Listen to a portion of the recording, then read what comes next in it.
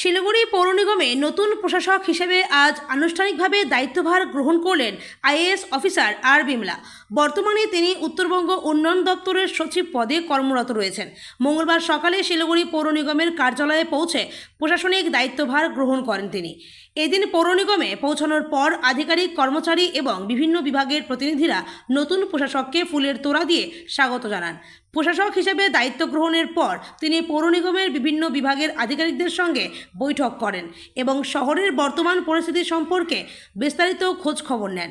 বর্তমানে টানা বৃষ্টির জেরে শিলিগুড়ি শহরের একাধিক ওয়ার্ড ও পাড়ায় জল জমে রয়েছে। বিভিন্ন এলাকায় নিকাশি ব্যবস্থার সমস্যার কারণে সাধারণ মানুষকে চরম দুর্ভোগের মুখে পড়তে হচ্ছে।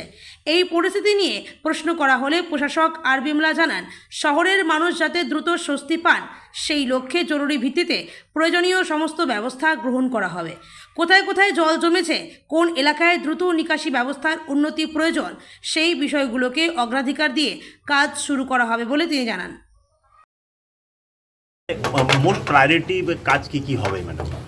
এটা মনসুন সিজন, তার জন্য কোথাও স্ট্যাগনেশন না হয়, ঠিকঠাক আমরা ক্লিনিংগুলো করতে পারি। স্ক্যাভেঞ্জিং থেকে, ড্রেন পরিষ্কার থেকে, ড্রিঙ্কিং ওয়াটার সার্ভিস থেকে, অন্যান্য যে হেলথ সার্ভিস থেকে, जो भी আমাদের মিউনিসিপ্যাল সার্ভিসেস আছে, উইথাউট এনি হিন্ড্রেন্সেস আমরা দিতে চেষ্টা করব till the formation of next board.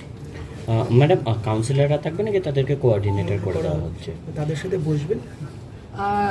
এটা নিয়ে আমি বলতে পারছি না, বিকজ অ্যাডমিনিস্ট্রেটর হিসাবে আমি অ্যাডমিনিস্ট্রেটিভ অফিসার সাথে আমি কাজ করছি। আরেকটা বিষয়, যেহেতু এই যে বর্ষার মরশুম রয়েছে, তো সেক্ষেত্রে কাজ করার ক্ষেত্রে কি প্রাক্তন মেয়রের সঙ্গে কোনো রকম আলোচনা বা তার থেকে কোনো পরামর্শ নেওয়া?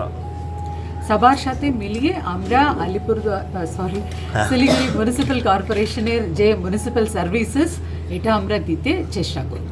ম্যাডাম